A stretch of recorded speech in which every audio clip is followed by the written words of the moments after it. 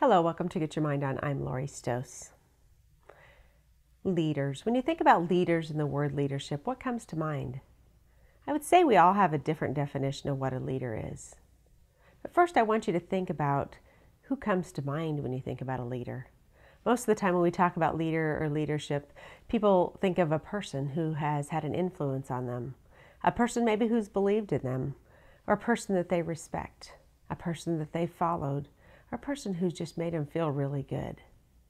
Leadership is that essence. It's that essence that you really can't put your fingers on just exactly what it is, but I'm sure you all have someone in mind when we think about leadership.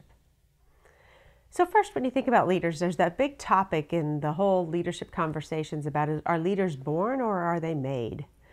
And when you think about leaders, I think of leadership as both. Leaders are born, but then they are made because of who they are. When we're born, that's really our talent. That's who we are. That's those traits and our style and our ability that we've been given from birth. But if we just let that sit, right, and just went with who we are and just let that go, we need to really think about how do we expand that? How do we grow it? How do we add those skills and knowledge and the experiences that we've had to grow ourselves? Because a leader can be born, but they have to continue to grow through experiences. Because when you think of those great leaders who were leaders to you, most of those were individuals who had experienced it for themselves. They'd gone through different things, and they've developed character. They've developed respect. They developed trust. Because when they're in the moment of making a decision, they make the decision that was right for them, right for everyone else, right for the whole situation. And that's what leadership is. When we think about leadership, leadership is modeling. Leadership is modeling that behavior that we want to follow. We see someone, they don't have to be loud about it. They don't have to be very gregarious and outgoing. Some leaders are, and some leaders are more quiet. But at the end of the day, it's really that modeling of that behavior that we look at.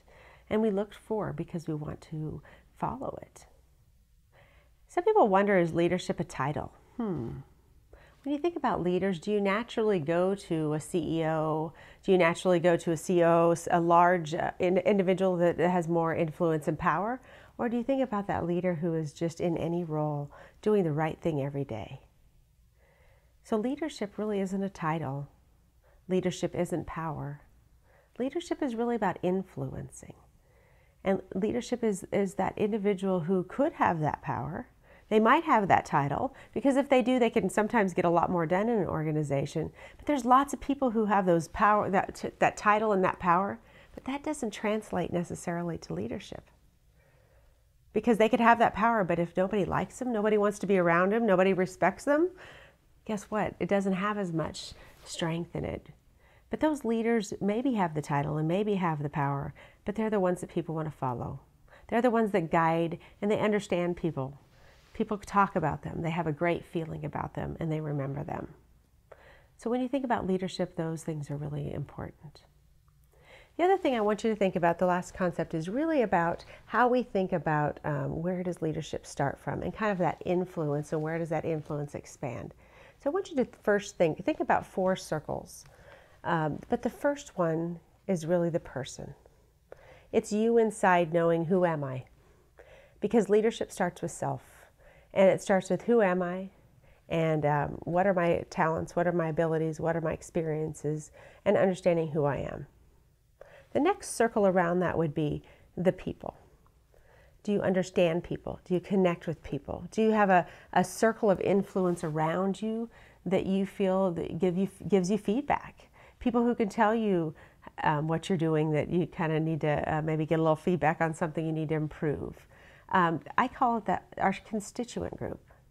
You know, that saying is, you're going to be more like the people who you hang around with.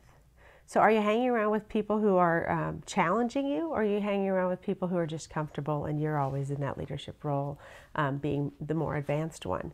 So think about that circle of people around you. Great leaders surround themselves with lots of people of different walks of life, of different types of personalities, to help them grow. The next circle around it would be the organization. Every good leader, whether it's a leader at any level in the organization, understands an organization. They understand their place. They understand the climate. They understand the culture. They understand what's acceptable. They really think about, how do I fit here? And how do I lead within here for success? I know the goals, I know the processes and procedures. I may not always agree with everything, but as a leader, I know what we need to do. And I follow and I lead within that organization. And then the final circle around that is community. Many good leaders really have influence beyond just the workplace, thinking about themselves in any role that they play, whether that's a role at home as their leader of the household, the CEO of the home.